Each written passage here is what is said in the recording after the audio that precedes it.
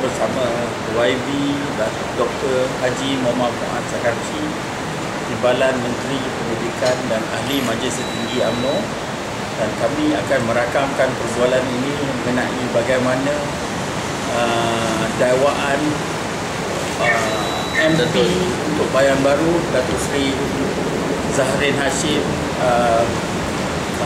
dalam Dewan Rakyat minggu lepas mengenai jemputan Ketua Pembangkang Anwar bin Ibrahim agar MP barisan ini nasional ini melompat dan meninggalkan barisan untuk menyokong beliau untuk menumbuhkan kerajaan Pakatan Rakyat yang pertama. So, macam mana boleh tak YB cerita pengalaman YB sebagai salah seorang yang telah dipinang oleh Anwar?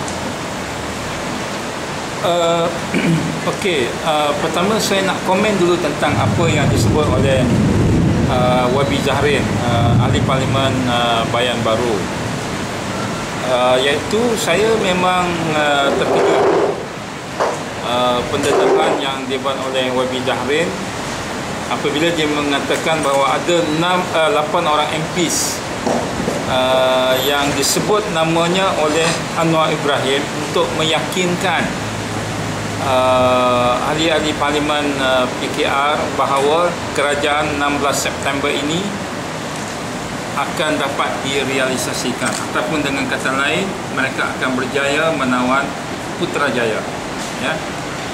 Saya terkejut kerana kalau sekiranya Zahrin tidak mendedahkan perkara ini, maka saya tidak tahu pun nama saya antara yang dipergunakan oleh Anwar untuk membohongi ahli-ahli Parlimen PKR termasuk Zahrin. Ya. Jadi apa yang perlu dipahami di sini ialah YB Zahrin bukan berbohong, tetapi dia dibohongi oleh Anwar bahawa dia sudah ada 30 orang ahli parlimen yang akan menyertai Pakatan Rakyat. Dan inilah menyebabkan kenapa agaknya mereka yakin mereka akan dapat menawan Putrajaya. Sebab itu saya terkejut. Ya. Saya bertambah terkejut ialah bila Anwar menghubungi saya melalui telefon, dia tak sebut nama-nama ahli parlimen seperti Kalabakan, seperti Kimanis ahli pahaman, seperti Kinabatangan, Bawang Mokhtar. Dia menyebut ahli-ahli parlimen parti komponen daripada Sabah dan Sarawak, seperti SAPP dan sebagainya, yang dia kata ada di kalangan mereka ini sudah pun memberikan surat akuan bersumpah yang ada dekat tangan dia, dan jika sekiranya saya sign surat itu, maka semua dokumennya akan ditunjukkan kepada Agong, ya, untuk meyakinkan Agong bahawa dia sudah cukup jumlah, dan meyakinkan Agong bahawa Pak Lah no longer command the support of the majority, dan meyakinkan Agong untuk mengisytiharkan Anwar sebagai Perdana Menteri yang baru. Okey, ini sebenarnya yang saya rasa rakyat kena faham terlebih dahulu tentang dakwaan Zahrin tersebut, iaitu pendedahan bahawa Anwar berbohong bukan saja pada rakyat tapi kepada ahli-ahli parlimen dia sendiri. Ya. Okey. Saya sebenarnya perkara ini berlaku apabila kami ke Taiwan. Ya. Apabila kami ke Taiwan, maka saya telah dihubungi oleh saudara Saifuddin Nasution pada malam di mana kami nak check out daripada hotel untuk pergi ke Macau. Ya. Di mana kami dimaklumkan supaya pukul 3 pagi mesti keluar daripada hotel, 3 pagi, kerana masalah typhoon dan sebagainya. Ya. Dan kita juga telah diperingatkan bahawa memang ada ahli parlimen daripada Pakatan Rakyat PKR sudah pun ada di hotel tersebut. Oleh kerana itu kita buat keputusan iaitu bahawa tidak akan angkat telefon untuk mengelakkan dapat dihubungi oleh ahli-ahli parlimen PKR. Tapi oleh kerana keputusan kita ialah pukul 3 pagi keluar, dan ketika itu pula ialah bulan puasa, tiba-tiba bilik saya, telefon dalam bilik saya berbunyi. Bila berbunyi, saya takut orang nak kejutkan saya untuk bersahur, satu, ataupun yang kedua ialah bersedia untuk packing untuk beredar daripada hotel. Maka ini menyebabkan saya angkat telefon.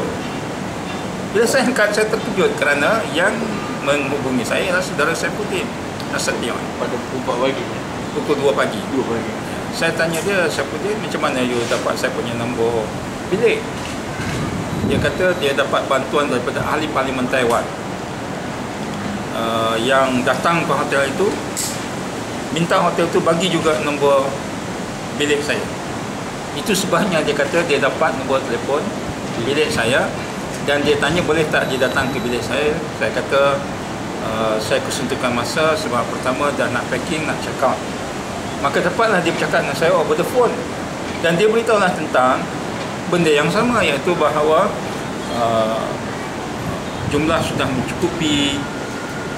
Ada yang tulis akuan bersumpah, bahkan dia jaga 4-5 orang ahli parlimen daripada Sabah, ya. Ada yang datang berjumpa dengan Anwar, ada yang kata bahawa mereka akan masuk secara in block. Maksudnya kalau parti dia masuk, kalau dia masuk, maka semua MP dalam parti dia pun akan masuk sekali. So dia macam-macam cara. In block pun ada, akan bersumpah pun ada, yang akan sign surat pun ada. Jadi ini yang saya kata bahawa apakah benda ni real, ya. Tetapi ternyata bahawa tujuan mereka datang ke Taiwan itu ialah untuk sebenarnya sewa sahaja. Sewa seolah-olah bahawa mereka dapat kejar kami, jumpa kami, pujuk kami, sedangkan tak ada.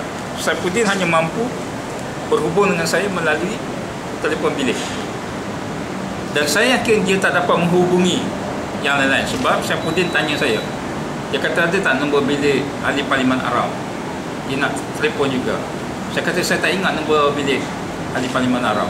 Jadi maksudnya dia orang tak ada apa, dia gagal sebenarnya, ya. Cuma dia cerita di Malaysia seolah-olah mereka dapat kejar kami. Okey.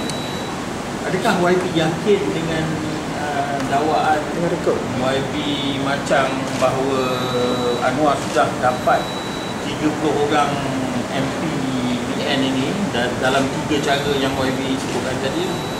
Ketika itu saya tidak yakin. Saya belum yakin.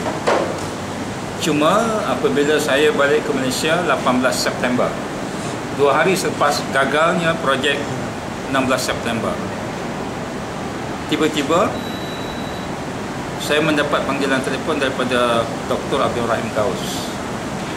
Dr. Abdul Rahim Daus ialah kawan saya masa sama-sama aktif di Amerika dalam MISG, Malaysian Islamic Study Group. Ketika itu dia adalah presiden, saya adalah exco, samalah dengan saudara Norizan. Dia juga exco ketika itu, dan dia pengurusi biro penerbitan, saudara Norizan Sharif. So Rahim Daus kata, saya di mana? Saya kata saya di Batu Pahat. Dia kata, Puan, malam ini juga kami nak turun ke Batu Pahat. This is very important. Kita kena bertindak cepat. And dia kata sebab kerajaan BN akan tumbang juga. Walaupun 16 September dah berlalu. So saya kata okey lah. Maka dia sanggup datang tu. Dia sanggup datang malam tu juga. Dia sampai lebih kurang pukul 2 pagi juga di Batu Pahat dan berjumpa di gerai makan di stesen taksi Batu Pahat.